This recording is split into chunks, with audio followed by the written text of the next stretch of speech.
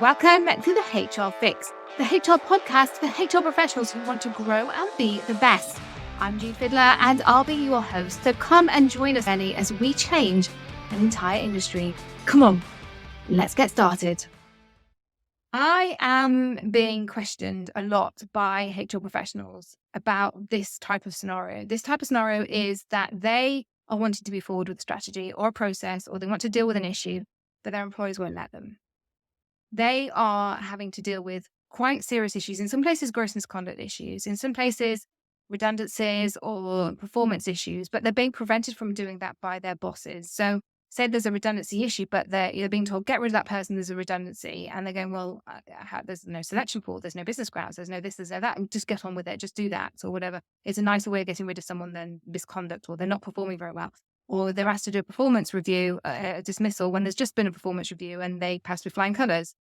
That's preventing us from doing so. They've been there 15 years, something like that around those issues. But I'm also getting asked questions about HR professionals who want to take things forward. We've got a sales director who's really, senior, very successful, bringing in a lot of money for the organization. And yet they've been accused of gross misconduct for sexual harassment. And the employer, you bring it to the employer's attention in a very gentle way and saying, actually, there's an issue here that we need to be dealing with. And they're going, absolutely not. That's our best source of income. That's our best salesperson. That, our business isn't going to survive without them. How do we, that's not an option. Think about something else.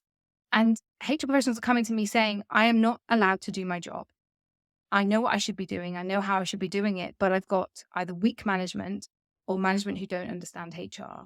And this is becoming a problem because the stronger that we're getting as HR, the less we're able to do our job. And people are saying to me, I feel like I need to leave my job. It's creating a bad culture. People don't understand HR. They don't like HR. And that's our baseline. That's what I want to talk to you about today. And I think that has to be a starting point, that we have to understand and appreciate where employers are coming from, especially in the world of HR. And let me be the one to tell you, I'm not going to sugarcoat this for you, that employers and business owners, and let's face it, most of this country is made up of small, medium enterprises, and we're reporting to one-man bands or we're reporting to a board of directors. But we are, typically speaking, if we're working inside of a small organization, we're the only people who are doing HR, or maybe we've got a small team with us.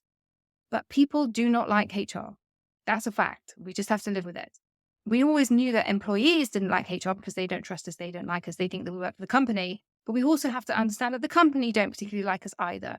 They think that we are pro-employee.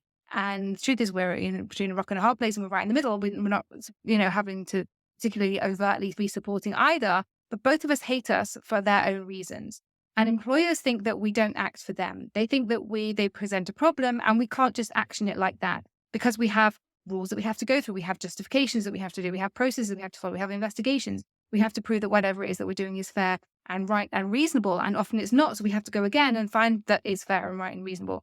And until we've got that, we can't move forward. And they don't understand that because they want things to be happening yesterday. So we have to understand, how is it that we get to speak to employers in a way that we understand? And whether or not your bosses are too strong, that they're just demanding that you do things, and that's going to affect the culture of the organization, or whether or not they're too weak, in which case they won't make a decision, in which case that's affecting the culture and the business. You have to understand which bosses you're working with and how that affects your role. But it's a common theme with both, that they don't understand HR. But ask yourself this question, why should they? Why should they be understanding HR? They've never studied it. They don't like it. They're an entrepreneur. They've set up a business for a reason, which is to go and fix X, to go and create a widget, to go and be the best widget manufacturer they can possibly be. And you're the one who's getting in the way and saying, no, you can't do that. You can't do that. You can't do that. You want people to working, 24 hours a day. Actually, there's a working time regulation that says you can't do that. Actually, you haven't been giving them breaks. Actually, you need to be giving that person a holiday. You need to be giving that person this. You have to be really fair. You have to buy them a chair because it's a reasonable adjustment and it's going to cost you £3,000, whatever it is. You are the blocker to them seeing their dream being realized. And you have to understand that they don't like HR. They don't know HR. So that affects our language and our speech and our rapport. It affects the way that we approach them. And it's with this very rule that you have to bear in mind. And this rule is, they're only interested in cost and risk.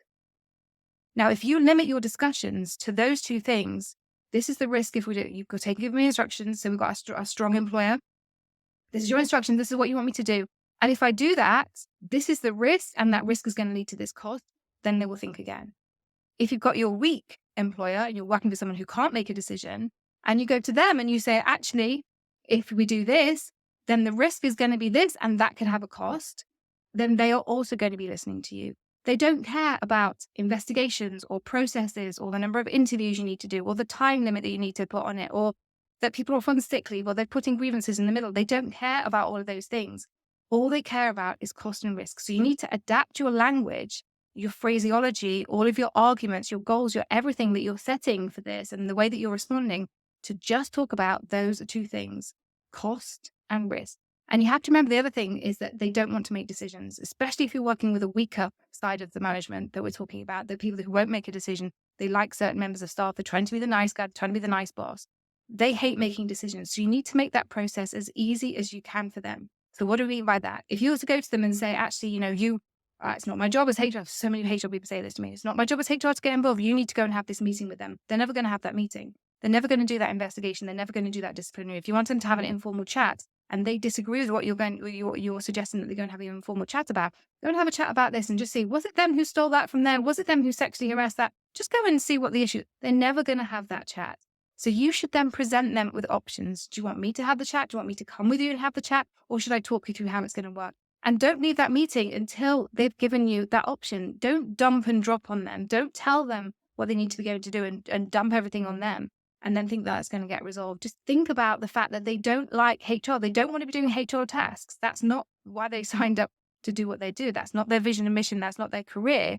So therefore, we have to help them. We have to tailor what it is that we do, build our rapport, think about things in a different way so that we can move forward with things and that with them on side, with them on board, because they understand the cost and risk. They understand that they're not alone making these decisions, that we are there for them. Different sorts of HR is going to be different in different companies. There's going to be no two HR managers can go into different companies that are going to have the same job because our culture is going to be different, because the rules, the values, the management is going to be so different. We're talking about these two, the strong boss and the weak boss. HR is going to be different in every single situation. And we need to be prepared for that. We need to understand that, and we need to adapt what it is that we do in order to meet those needs. Our role is to guide and advise. Our role isn't to make employers understand HR. It's not our job to train them. It's not our job to make them understand employment law. It's not our job to even want to follow a policy or know what that policy is. We need to adapt and to be around them. We just need to be there to protect them. We need to be protecting ourselves. We need there to be protecting them. And over time, I have seen this literally work, that is how we get trust. We get trust and we get respect. That is how we get promotions, praise, and pay rise inside of HR. It's all about adapting our language. I hope that makes sense. I hope you have a great day. Happy HRing.